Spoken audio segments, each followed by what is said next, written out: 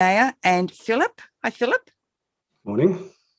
We're with you today with a wonderful program on the power of the spoken word.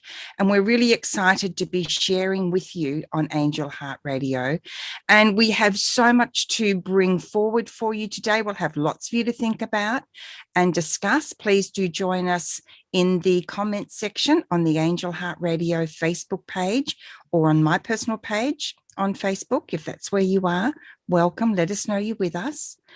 And before we get started, I want to remind you that Angel Heart Radio programs should not be used to replace your legal, medical, nor professional advice or your own sound judgment. Remember, you're a divine being and trust your own guidance and what is right for you.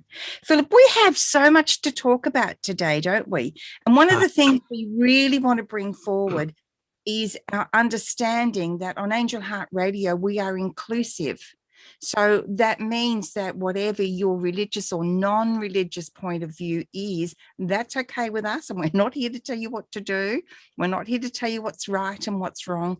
We're here to share. And Philip has his own viewpoints and he's going to share those today. And I'm really excited about that, Philip, because I love the fact that we can all have our own way of understanding and way of doing things and not need everybody else to agree with us all the time and hear what we all and each have to say.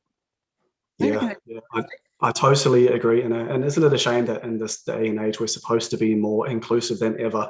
But often when we try to be more inclusive and say, let's together, when despite the fact that we have different places of coming to a viewpoint or different feelings about certain things, tends to breed more division instead. So thank you so much for allowing me here to share my viewpoint and try to be respectful of other people's viewpoints as well.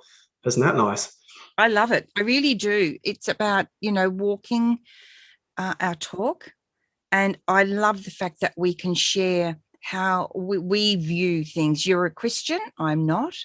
But we have a wonderful common ground. We both believe in God or the universe or creator or the higher power, whatever term might work for each of us or any of you guys watching. And I love that, Philip. And I think that's so important because that, after all, is how peace it really comes about when we start to remove the division, when we start to understand that it's the love that we have in our heart that matters, not the so words we call that love. Yeah.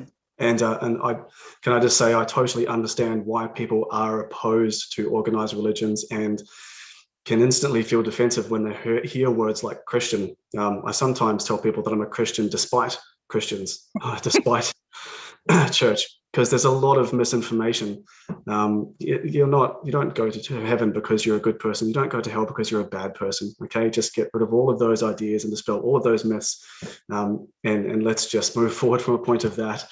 And that I think that breeds a lot more inclusiveness straight away, doesn't it? I agree. I really do. And I think this is such a great thing because the words that you've just shared have so much more meaning than simply the words that you use to describe that. When you really think about it and feel into it, Philip, the depth of what you're expressing is really wonderful and beautiful. And so the reason we're going to start there is because we're going to talk about some words which you may associate with organized religions like Christianity. But rather than trying to hear those things and go, we're just coming from a specific sticking point, I think it's a lot more easier if you go, there is wisdom and commonalities between all religions. We may have different ideas about the value of each religion, but if we close our eyes, our ears, and our minds to any of this, we're going to probably close ourselves to some real deep wisdom. So when I'm talking about things like, in the beginning, God said, I'm not saying, and that means that Christianity is the only way of thinking. Let's just look at common wisdom that you find through a lot of different belief systems. And anything further than that, of course, will be your own journey and understanding God for yourself. Make sense? Absolutely. And I think that's awesome, Philip, because again, it keeps coming back, doesn't it, to the fact that it's about the place that we come from. It's about the words we use are the words maybe we've been taught to use. Maybe they're the only words we can understand to express how we feel at the time. But let's go beyond that and look at what the meaning of the word is. What's the depth of the word? What's the love and compassion and joy and spirituality, or non-spirituality, the religion or non-religion of the word? So let's jump right into it.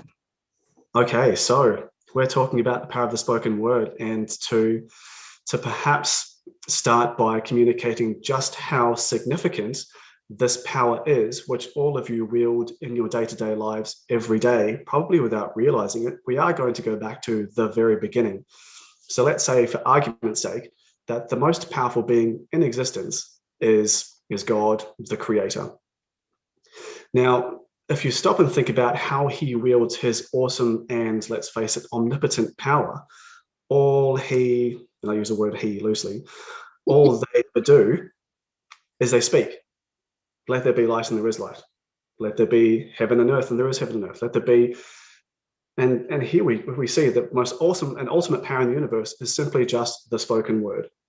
Now let's also assume for a second that you are created deliberately and on purpose and designed by the same creative power and designed in that image. Well, then you probably have an aspect of that power of the spoken word inherent in you as well. And what I often see then is I see people using this power sometimes for good and sometimes for bad, sometimes producing things in their own life and sometimes destroying themselves, and not always consciously aware of the ways in which it plays out. And I find a lot of empowerment in highlighting the power of the spoken word and the ways in which we see it played out in day-to-day life, so that you can take all of that awesome power back into your control. With me so far? Yeah, I love it. And I'm just really listening to what you have to say, Philip. And it keeps coming back, doesn't it, to intention. The power of the spoken word can also be expressed out as the power of intention.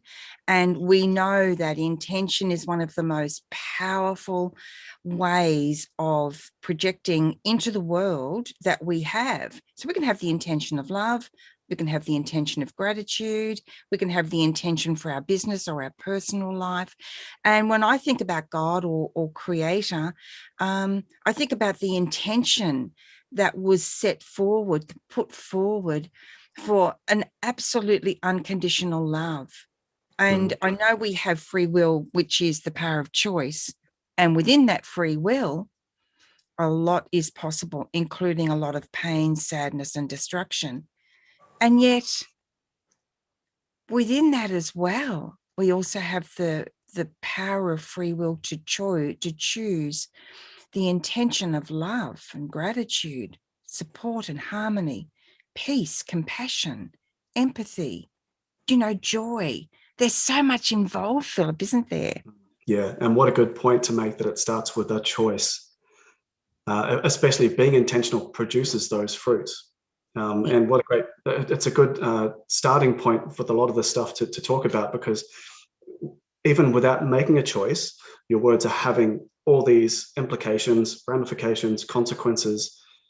So the power is already there and already being wielded by you, whether you want it to be or not. It's like leadership and how what you model is adopted by those people under you, your family, for example.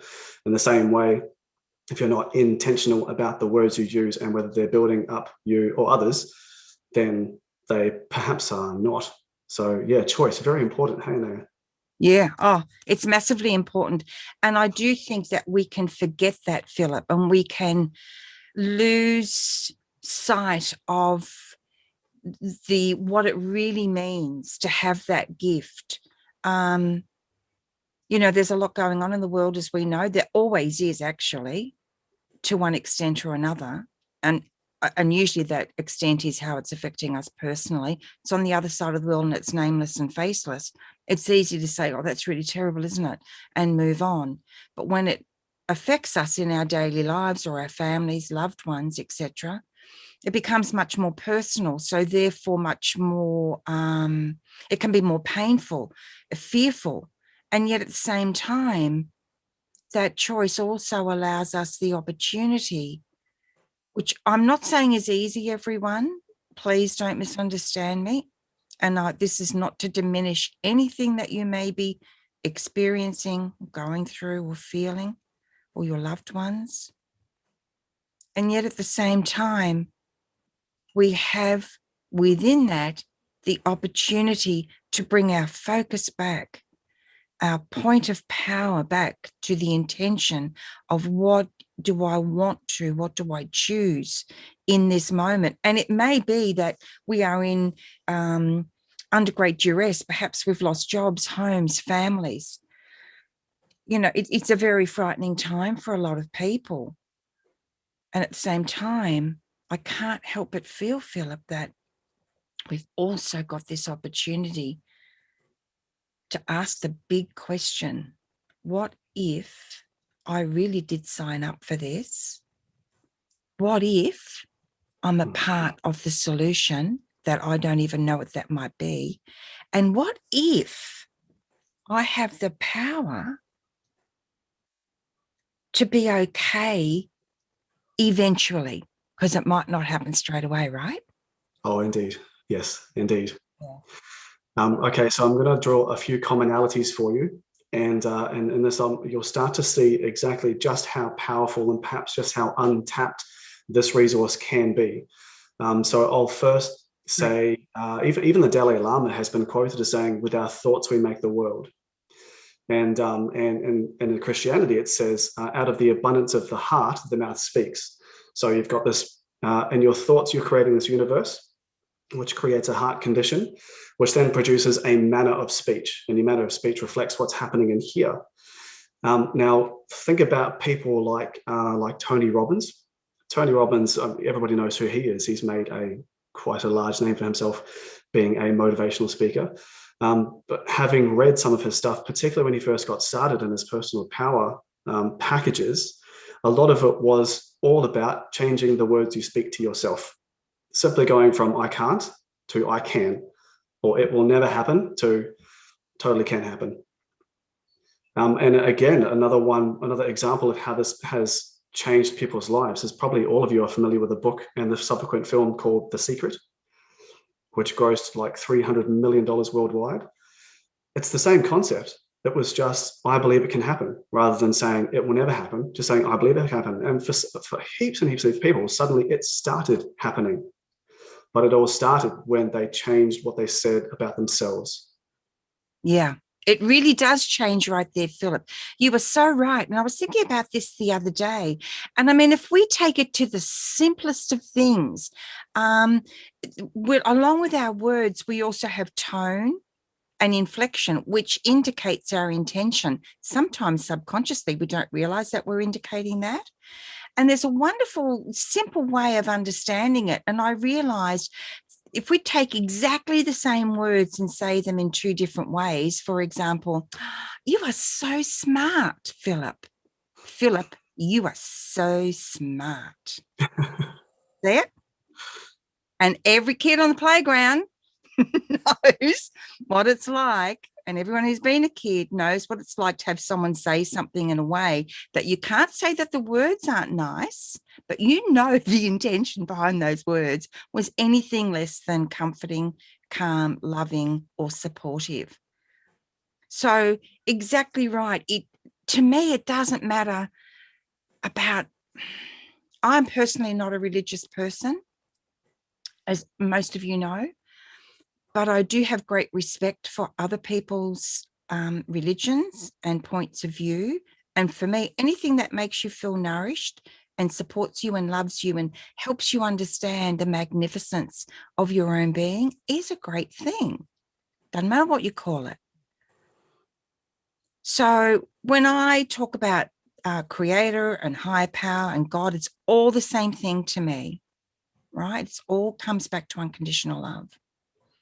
So I love what you're talking about, Philip, because you're bringing people like the Dalai Lama, for instance, into it, because we begin to understand then, don't we, that there are so many beautiful people in the world bringing forward ways to consider the same thing.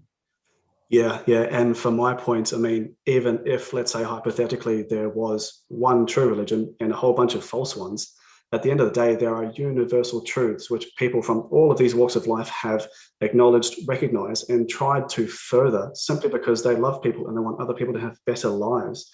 And I think acknowledging the power of these universal truths wherever they come from and whoever espouses them can be so beneficial to us, rather than, for example, I'm a Christian and saying the Dalai Lama said something, so it's instantly wrong, la, la, la, la, la, la. Like, well, no, okay, it's credit where credit is due. If there's wisdom there, then it can be adopted. Yeah.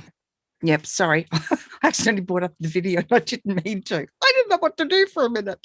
Yeah, that's exactly right. And we've got Julie from upstate New York with us, who often joins us on Angel Heart Radio. And Julie, thank you so much for letting us know that you're with us, simply by saying hello in the comment section on the live stream. It's awesome to have you with us.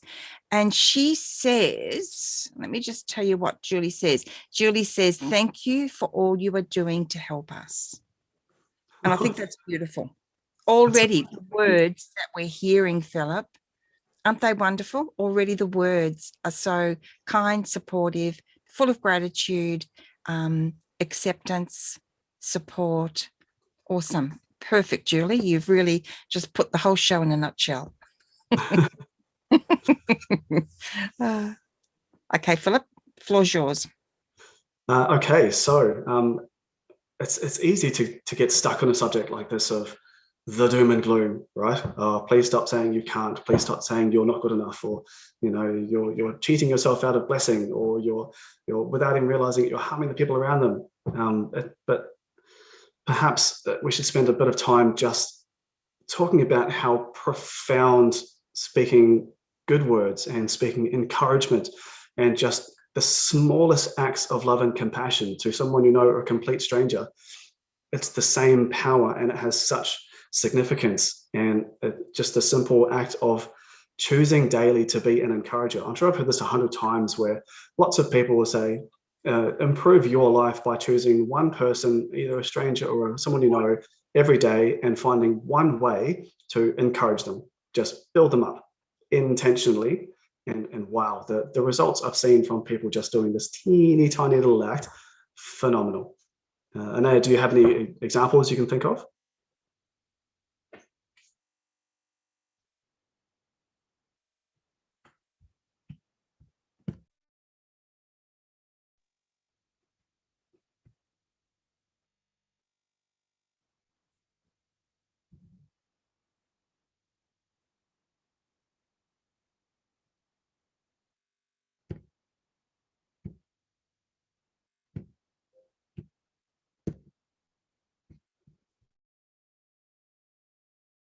Oh, sorry, Philip. I had myself on mute. Sorry, I lost you. I've lost the thread now. What did you ask me? Sorry. Talking about whether you know of any examples of how powerful the spirit of encouragement can be, especially when you, Absolutely. A simple thing. My voicemail message. So someone rings me up and it goes to voicemail. It's a simple thing. And it's something along the lines of, I can't remember what it is now, but it's something along the lines of, hi, you've reached Anayah. Please leave a message. I'd love to get back to you. And in the meantime, remember the power of kindness is a beautiful thing. So I'm extending my kindness to you, and I'm trusting that you'll pay that kindness forward. Boom. You've got no idea. I'll go into a shop. Maybe I've ordered something and they'll say, I love your voicemail. And I've had people say, I actually ring up just to hear your voicemail on a difficult day. How simple is it to do something? It might be a different message. It might be, hi, it's now, blah, blah, blah. I just want you to know that you matter in the world and that you make a difference just by being here. That's the intentional thing you're talking about. How do we intentionally inspire someone to, people will be very familiar with this term because I use it all the time, and it's from the angels, to remember your magnificence. Because we've forgotten our magnificence, because that's what we do when we come into the human experience. So I absolutely agree. Do you have examples of that? A couple, particularly when I'm in a workplace and I'm leading a small team. I like to use unusual encouragement. It's a bit of a dangerous game to play these days because of the rather litigious society we work in. But sometimes if my casual walks in today and we have a really good relationship and I can say things like this from a place of trust, I might say, your hair looks fantastic today. Well done. And it's got nothing to do with work. And it's something that one guy would probably never say to another guy. But any form of encouragement, no matter how unusual, and you can instantly see what a lift. Wow. And if this face is looking great, people are like, I'm going to face the world with renewed confidence and vigor. It's so wonderful to build. How often do we look at ourselves in the mirror? And I did it this morning, and pick yourself apart. Right? It's because it's an automatic thing that we do. We have a picture in our minds and we automatically go to that. So just by saying to someone, wow, you look awesome today, is a lovely experience of being seen. Yes, right? And especially it's fun. It's so fun for me to watch what comes next. Just sit back and watch what happens after you've just given that little boost, and watch them thrive and achieve. And it's always in new and exciting ways, let me assure you. And there was another a little more serious story that happened. This is many, many years ago, but I hadn't been going to a particular church of the Gold Coast here for very long, but trying to be open and new and receiving lots of people. So I got into church, went to find my seat. There was a group of youth hanging out to one side of the church, and there was one young lady who perhaps looked a little bit out of place. I did nothing more than just give her a warm smile and took my seat. And then at some point later in the sermon, this young lady took the microphone and said that she'd been struggling with thoughts of suicide for weeks, and she was just about at breaking point. But then a smile from a stranger had reminded her that there was such love in the world, and it just completely reset her heart. And it was just a smile. That's exactly right. And you know what? The angels actually did tell me once, I wish I could remember their exact words right now, but it was something like, the weight of a smile, when it settles upon someone who is struggling, has the power to not only change their lives, but save their lives. And that's exactly what you said. Because again, we feel seen. How often do we not feel seen in the world? Everyone's busy. Everyone's rushing. Everyone's got so many things they want to do, wish they could do, have to do, haven't done. And so in the day-to-day hustle and bustle, people, if they're in traffic jams, everyone's honking their horns and cranky with everybody else. So when we see someone's face, it's having that love and honor reflected and mirrored back from someone's face, from their eyes to us. And that story must have changed your life right there. It had a profound effect on me. Yeah. I mean, I've always thought that my place on earth was to be an encourager and just to support people just by showing love. But that's a very broad definition, right? There are 100 million different ways in which you can encourage people by showing love. And it was humbling for me to know that such significance could come through the simplest of actions. Absolutely. And that's a beautiful word that I sometimes think that we don't really understand its true meaning about being humble, what it's like to experience the profound experience of actually being humble, because it's nothing to do with shame. It's nothing to do with being brought to our knees. It is, for me, falling deeply into the heart, Philip, having that experience. And again, that then brings us back to what it really is like to use the power of our words to lift and support another for no agenda.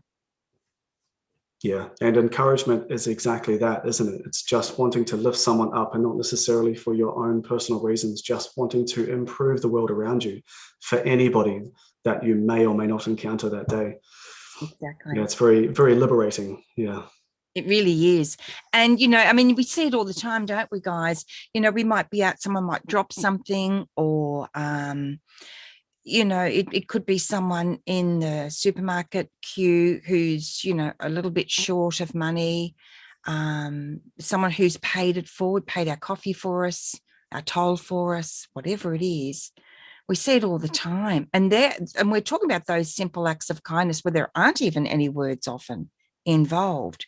But it's the intention of kindness. The word is the intention of kindness, and simply paying it forward for no other reason than to pay something forward with kindness.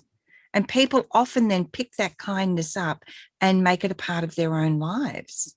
You know, what's that old saying? You know, you can put it on the table, but it doesn't mean to say I'm going to pick it up. So, you know, when you're thinking about what you're going to put on the table of life, have a think about putting something just for a moment. And if you've never had that experience of kindness yourself, then that becomes quite challenging. And yet, every single person on the planet has free will.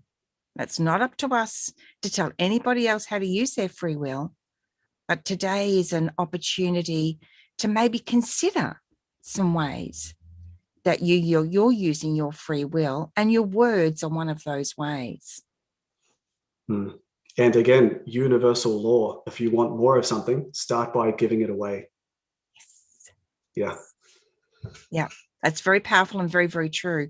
And I love that, Philip, because what we're giving away today is support, compassion, kindness, opportunity, maybe just food for thought. Okay, so next point that I really, really want to communicate when it comes to power of the spoken word is how it's probably already being used against you or to attack you. So some things to watch out for, particularly in our current society and the way the world works. So the power of the spoken word is so popular. People have been using it to sell you things for a very long time. And if you haven't had sales training before, I highly recommend you do it, because you'll never be sold anything ever again. And you'll start to pick up when people are using their words to order you to do things that you may or may not want to do. One of my favorite games to play is if I'm ever, which is not very often now, sitting and watching regularly scheduled television with ad breaks, is every time the television tells me to do something, respond instantly with no. And you will find you do this a lot.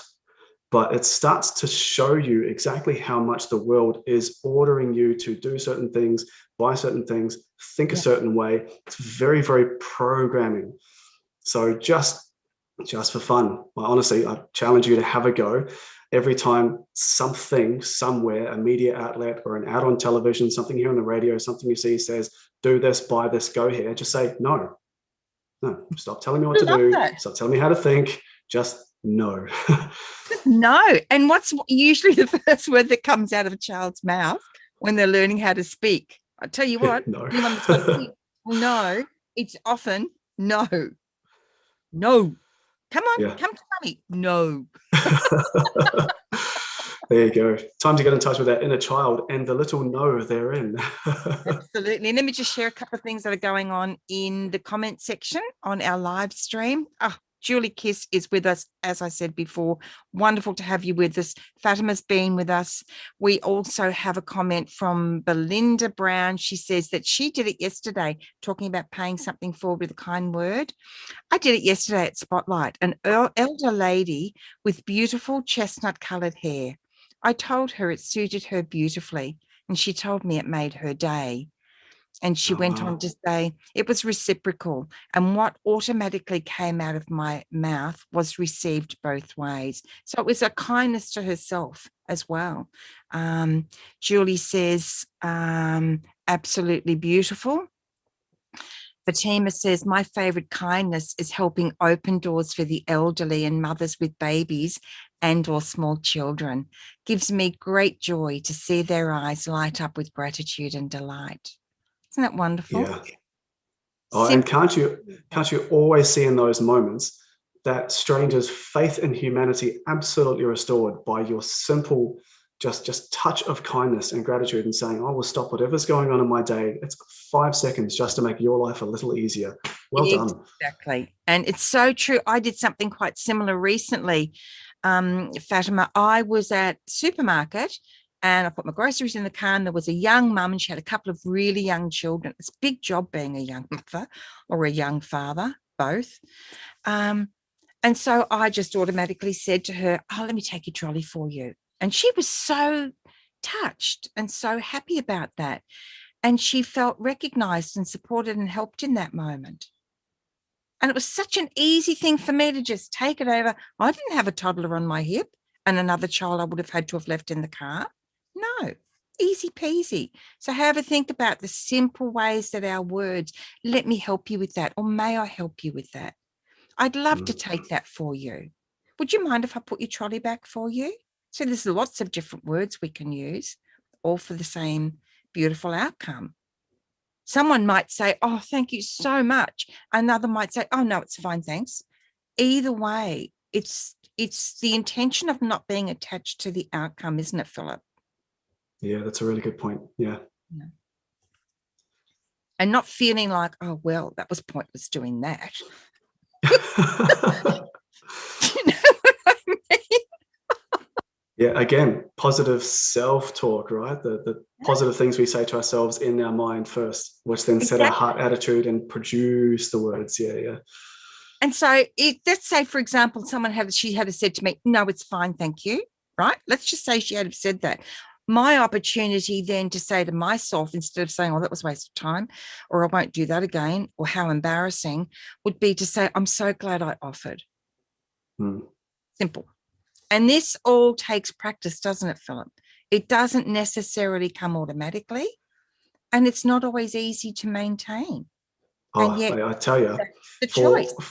For years, I wanted to be the kind of person who, if I was driving on the road and somebody was pulled over or stuck, I wanted to be the sort of person who would pull over. For, I don't know, 2 years, 3 years before I finally actually got in the habit of it. And 9 times out of 10, I'll pull over and I'll look and I'll be like, oh, they've actually already got help. But I never, ever regret stopping to check. Absolutely. And you know what? Let's just say you're in a situation where you can't stop safely, because we know that happens as well. The one thing I can do is I always call on angelic support or divine assistance for that person, because sometimes that's the role I can play. What was the other thing I was going to say? God, I've forgotten now. Something I thought would be really cool to share. It might come back. But yes, it's very important to put that's the other thing. How many times, guys, have you been doing this?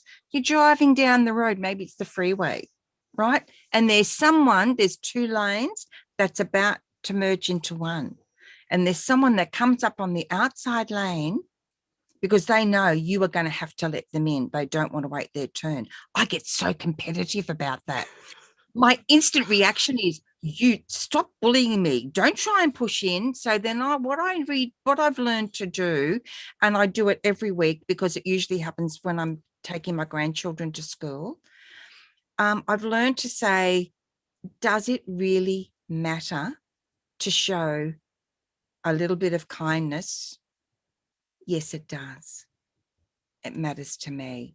So it's a simple thing. So when I feel that competitive edge come up, does it really matter to show a little bit of kindness? Oh, yeah, it does. And so I tend to just pull back and let them in. Or if someone wants to go faster than I'm willing to go in the speed limit, or for the conditions, if there's an opportunity to let them overtake me, because they're going to do it anyway, I'll just look after my safety, pull back. But it's not easy because I do get very competitive. I have to be honest. But what is it about driving cars that makes us all so crazy? I don't think any of us are immune. Yeah, I'm right there with you, Anayah. Trust me, it's difficult for me to pull back and say, but we have the choice of intention. My intention is I want to get there safely. My intention is I want to be a compassionate driver, or perhaps my intention might simply be that I just want to enjoy the drive. Well, two things I try to remind myself in these instances is often aggression is a spiral, and it can start somewhere. It can be exacerbated by a stranger, and then someone cuts you off in traffic, and by the time that person gets home, who knows what they're capable of. If your act of graciousness can snap that spiral, and that if that person might be, I'm getting in a bad mood, and just go, you know what, wave you in, it's all good, buddy. what if you just stopped from happening? You will never know. But the possibility is there to do significant good in this world just by ending that spiral of aggression. Yeah. There's been another a comment from Fatima saying, how marvelous of you, dearest Anayah. So love that. And see, this is the thing. The reason I'm really sharing this comment from Fatima is because she is an embodiment of that. That's how she lives her life. I know she does. And because she has that in her, it's so easy to see in others, because it's an important thing to remember that whatever we see in somebody else is a reflection of what is in us. Right? Yeah, very good. That is a powerful thing right there. And going back to Tony Robbins, it brings us back to self-empowerment, because that's what his work is really all about, isn't it? Empower ourselves with the spoken word, our choice, whatever it might be. Yes, very much so. I think so exciting, because there's so much freedom in that. So much freedom in that. Yeah. And I know a lot of people aren't so comfortable with always trusting to some higher power who they may not have any relationship with whatsoever. They want to know what they can do in their own lives, like personal power. You know, there is a lot of personal power in what we're talking about here. A lot. Yeah, absolutely. And within that personal power, again, we have the power of the words we choose to speak. And that can actually take a lot of courage and perseverance, particularly if we are ourselves used to being spoken to harshly or disrespectfully, because then, like you said, it becomes a spiral. We get so caught up in the loops of the spiral that we think our power is to push back. And sometimes the power is just to take your hands off, step back. You know, we can't control what other people are going to do and say. We actually can't. We think we can, but we can't. Yeah. We have a tremendous amount of power to choose differently for ourselves. And if you imagine, I learned a lot about this from, if any of you guys heard or are familiar with John Bradshaw, he did a fantastic PBS series called Bradshaw on the Family. I think that might have been in the 80s or 90s.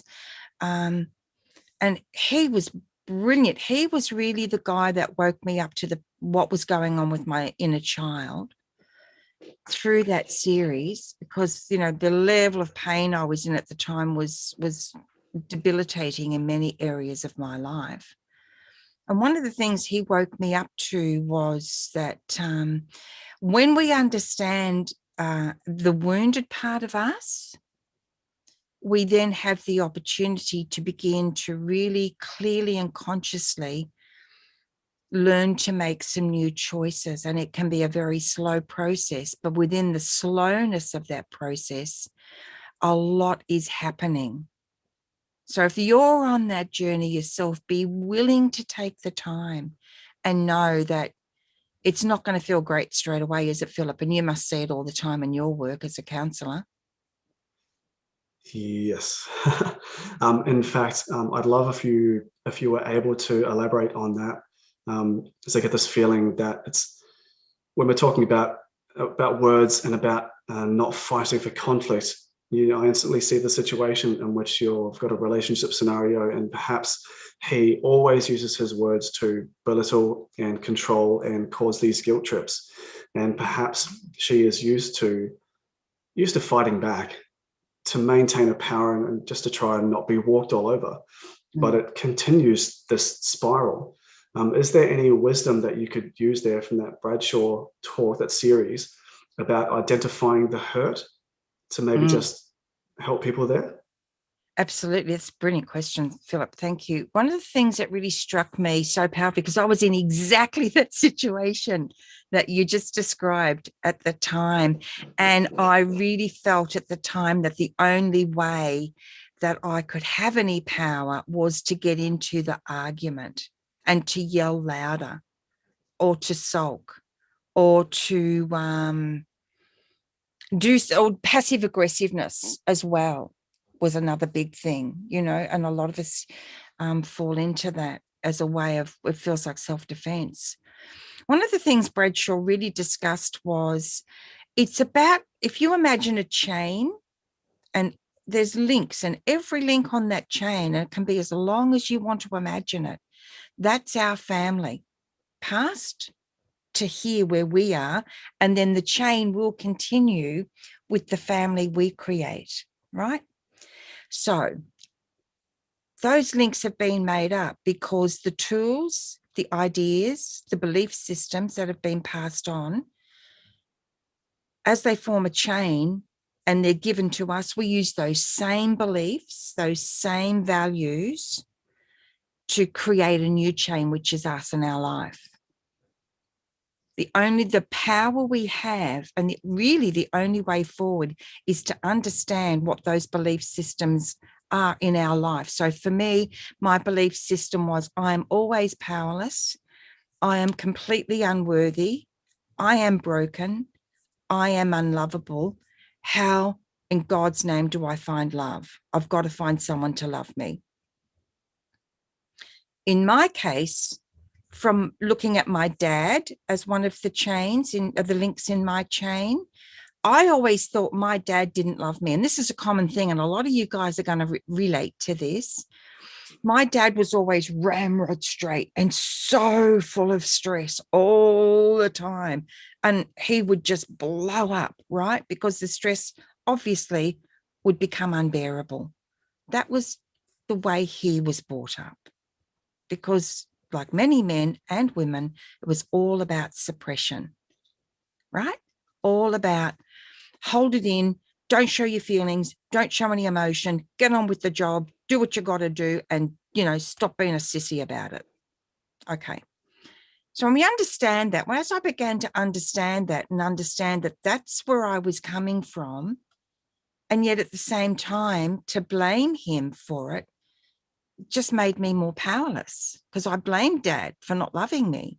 You love everybody else, why can't you love me? So I would then choose men in my life who subconsciously I knew were emotionally unavailable to me, because my little inner child believed that if I could make them love me, it would prove that I was lovable.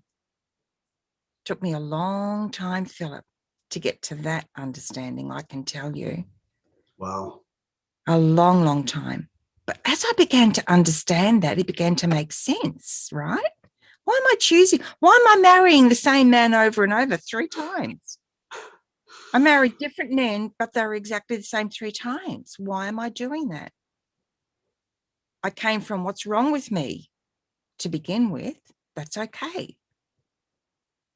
Because that's a natural question we're going to ask, given our belief system. Am I on track here, Philip?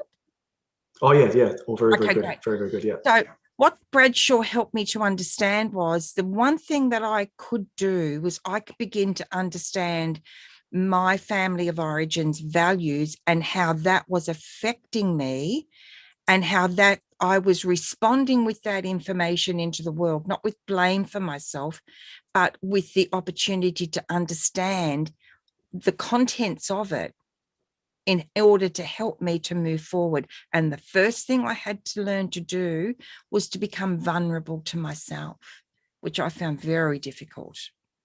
I mean, you wouldn't believe it now, would you? I cried at the drop of a hat. But I found that extremely difficult because I felt like it made me an absolute loser. And it also meant it was, I was very unsafe, because everyone would see that and want to take advantage of me. So I did things like I became very fat because I didn't feel safe to be in a slim body, right? I did things like that in my life. And there's a lot of shame in that. There was a lot of shame in that for me. There's a lot of shame in that for others. But the more I watch this series, if you can get it, it might be old, but if you can get it, I recommend at least, guys, have a look at it for yourself and see what you think of it. It'll be around. I'm pretty sure John Bradshaw Sr. is still on Facebook if he's still here on Earth. he began to teach me how that was all connected and where I sat within it. And so I began to watch a lot of his programs and do a lot of personal inner work. I began to go to counseling. I began to do a lot of different things over the years. It took me a very long time. I'm now 64. It took me until in my 40s when I actually could see my father for who he really was. And that was a man in great pain. I thought he was completely unemotional. Turns out he was such a highly emotional person. And the reason he was so ramrod straight and stiff and angry all the time was trying to bottle it all up. And that he loved me beautifully in his own way. It was never going to be my fairy tale way. Which would have led you to the place where you could finally forgive him, right? And be at peace with that whole time of your life, I hope. And the only thing I had to really actually forgive him was I discovered was for my projection onto him, because he hadn't actually done anything wrong in terms of he'd never set out to harm me in any way or hurt me in any way. He tried to support me the best way he could. And of course, now when I look back, and then when I began to look back, I began to realize, wow, like he was simple things. He was the one that taught me to use conditioner in my hair. You don't do that for someone you don't care about. Right? He was the one when I came home 18 pregnant in a time where it was extremely shameful to have a daughter who fell pregnant out of wedlock. He was the one that said, no matter what you want to do, I'll support you. If you don't want to get married, you don't have to. You have a home here with Dad. So beautiful. I didn't see it at the time. I didn't really understand the depth of his love for me and what he would have to go, the people in, society that he would actually be going against. So sometimes we feel that we're not loved because we don't recognize the way we are loved. Yeah, and I imagine in situations like that, even though we are loved, there's probably a lot of negative self-talk which are cutting ourselves off from recognizing that love. Yeah. Yep, absolutely. I mean, you couldn't put Dad and I in a room all those years ago. We'd be arguing within 5 minutes, yelling at each other, screaming at each other, And it was so amazing because later in life, he did a hell of a lot of work on himself too. And later in life, he became so much more at peace in himself. And, my great abiding memory of my dad now, because he's no longer here on earth with me, is every single time, Philip, he would see me, the first thing he'd do he'd throw open his arms and his whole face would light up. Anayah. And he'd hug and hug and hug and hug. Now, it might not be that way for some, and it may never be that way for some. In my case, it was. It might always be for some people, Philip, as you would know, that the best they're ever going to be able to achieve is to find peace with it in themselves. Their parents may never, or the people in their family may never make that leap for themselves. So we can't do it for that reason, right? Yeah, but again, so very freeing to be able to not only love yourself, but love those family members in a way, despite how they treat you. That's power. That's personal power, right? It is. We don't have to agree. We don't have to like, and we don't have to be involved in codependent or disrespectful behavior in any way. That's an important point to make here. It's not about that, because that is harmful and we do not deserve it. Often the best way you can show love to a person is by saying no. Yeah. And sometimes we have to step out of a relationship and have nothing to do with it. The journey then is really about how do we make peace with that within ourselves, right? Because it always comes back to us. That's the word. We actually are the physical embodiment of the word, of creation, And this is where our power really lies. And this is why, for me, Angel Heart Radio is so valuable and important. We have the opportunity to share these things We have the opportunity to come together, guys. Look at our lovely people who join us and share with us and support us. It's reciprocal. We give to them, they give to us, we support one another. In our personal lives, we may be very different people and have different political points of view, for example. To me, that's irrelevant. We don't have to agree on everything. The one thing I feel I always want to agree on is your value as a human being, my value as a human being. How can we find the path of compassion and love toward one another? And that's the place we meet. That's what Angel Heart Radio is about. Well said. Thanks for asking that question. That was awesome. You're welcome. Perhaps then, because it's getting late in time then, were there any really specific positive affirmations which you said to yourself, which started you on that journey, that you said of separating yourself from all of that guilt spiral and the negative ways which you reacted to your father's behaviors? I think one of the most important ones for me was, I don't know what to do right now, and that's okay. Because I always wanted to fix everything. I don't know what to do right now, and that's okay. I don't know what to do right now. It doesn't feel okay, but that's okay. Because what that then did for me, Philip, is it began to actually take a link. And that was my point about the chain. As we come to peace with this, we actually then take the link of dysfunction, or some of the dysfunction, because I mean, let's face it, we're human beings. There's always going to be some dysfunction in our lives, right? Par for the course. Have to accept that, in my opinion. But the negative part, the disrespectful parts, the really dysfunctional parts, we then are that link in the chain. We can choose whether we actually break that link and form new ones. So say, for example, you might be in a very abusive family of origin. And as we know, a lot of people in that situation go on to become the abusers. We have the power to make the decisions, and they're not easy decisions at times. We have the decision that we are going to actually break that chain and form whole new chains without it.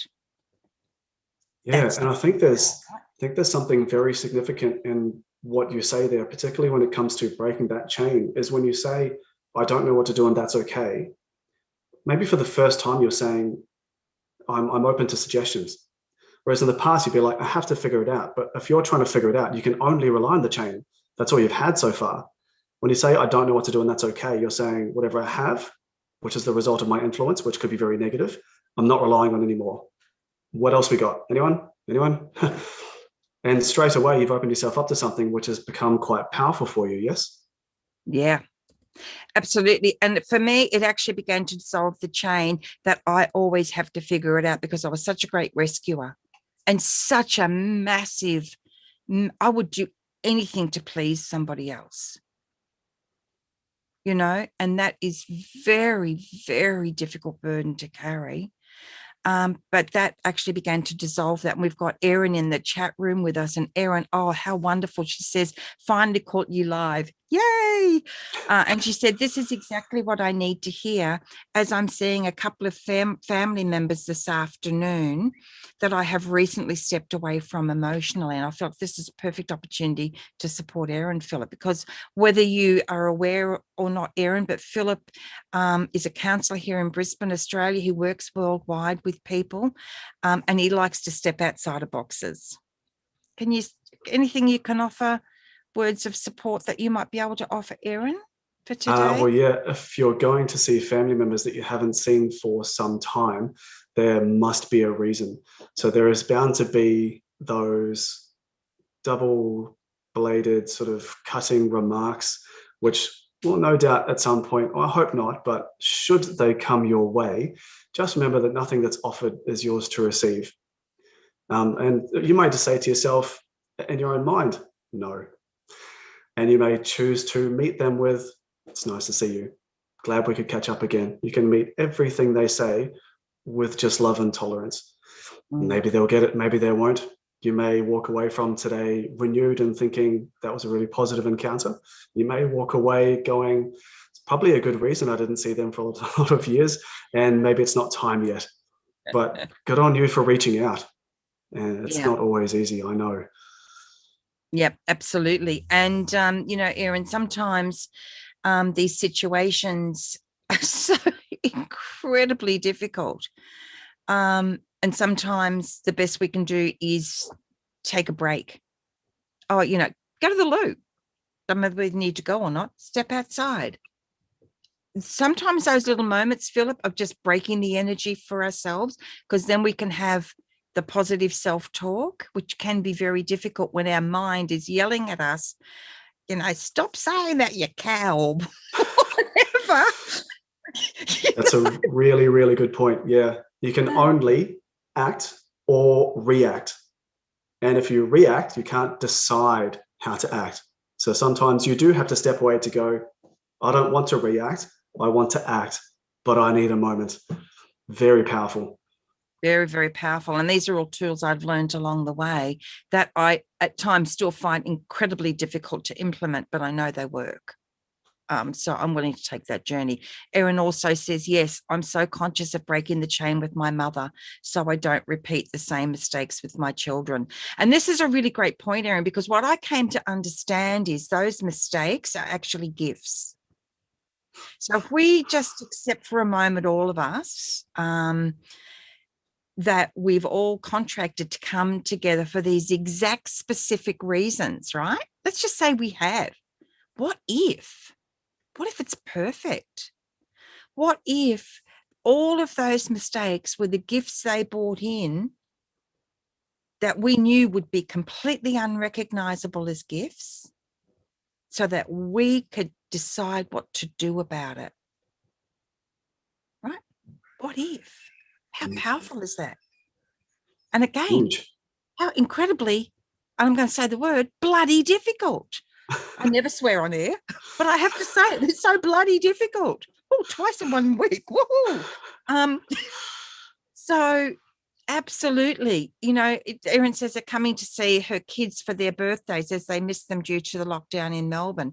And she said, yes, I need not to react. But the thing is, we can always react to ourselves. Okay, how do I want to react here? What do I want to do? I want to yell. How do I really want to react? I want to just step away for a minute. It takes time, Erin. Might not work out today, it might. But you know what? At least you are willing to take the journey. And I think that is to be supported and celebrated in you. So well done. Yeah. She loves that. Not mistakes, but gifts. Julie says, great show. Lots of exclamation marks going on here. Great show. Thanks again.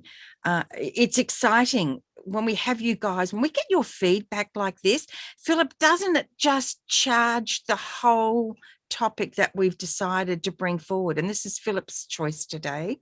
It charges it up with that feeling of divine intention and support and absolute gratitude to have everyone with us.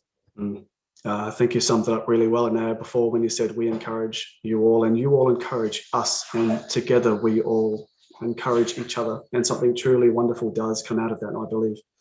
Absolutely. This really is an Angel Heart Radio family. We mightn't talk all through the week, doesn't matter. You might not be here for months on end for a show. It doesn't matter, right? The thing is, when we do get together, it's important and valuable, and there's something vital in it for us all. And that vitality is a wonderful thing to experience. So thank you, thank you, thank you, everyone. You've really made today something very, very special. So what are we up to? Oh my gosh, look at that. Talk about a little slice of divine perfection there. We're an hour in, which is our allotted time today. Philip, is there anything else to bring this to a conclusion that you wanted to share, that you'd like to share now? No, actually, I think it has come to a wonderful conclusion. Very, very divine, I'm sure. But should anybody have any further questions, of course, they just reach out and we can answer those at any time. at any time, guys. And of course, within this live stream, and if you're watching later when it's no longer live, any comments that you put into the comment section, I always go and check the comments because I really feel it's important to respond, and I'm sure Philip will too. And if Philip hasn't seen them, I'll alert him to them. So if you want to ask Philip anything, please do. In his professional capacity, there's certain support he can give you in a public forum like this. You can always reach out to him to work with him privately as well, simply by connecting with him on Facebook at Rogue Therapies, telling me sorry I'm on Angel Heart Radio. I'm sure that'll be exciting. And Fatima says, remembering to be kind and forgiving to ourselves is crucial. You've got it, girlfriend. I struggled with this since I have a tendency to be a perfectionist. Yep. Once I became aware of this, I accept myself as I am and love myself unconditionally, being imperfect. And Deb Goldberg summed that up so beautifully as, we are the beautiful mess. Love the beautiful mess, everybody, because we think of it as mess. And, if you get a jigsaw puzzle and upend it on the table, it's going to look like a hell of a mess. But every piece has a place where it belongs, right? And eventually we find those spots if we stick with it, and you will too, guys. So thank you, Philip. It's been fabulous today. My God, I've enjoyed this topic so much. It's been wonderful. Always a pleasure to be here. Thank you, everybody, as well, for your comments. Thank you. Thank you. And Philip joins us at this time each month. So I don't even know what week we're up to. Is it the third week, your week? At the moment, yes. Yep. So it's the third week of each month. So in the USA timeline, that will be on a Thursday at 7:30 Central, I think it is. Check that out, guys. It's 10:30 a.m. Friday, Brisbane, Australia time. So this is a really great show to make sure that you tune into. Philip's always got something awesome to share with us. Thank you, Philip. Thank you, Anayah. Thanks, everyone. Thanks for being with us. We really love you and value you. Who you are actually right now is wonderful. Remember to be kind to you. It's so important to be kind to yourself. When we're kind to ourselves, we then have that kindness to take out into the world and share with others. What we give to ourselves is an abundance that we have to share. So look after yourself. Take good care. We love you, and we'll see you soon. Check out everything on Angel Heart Radio. You can find all the show guides. Actually, I forgot to tell you, on angellight777.com, you'll see the Angel Heart Radio tab there. It's an awesome page. I finally got it together. Lots of love, everyone. Bye.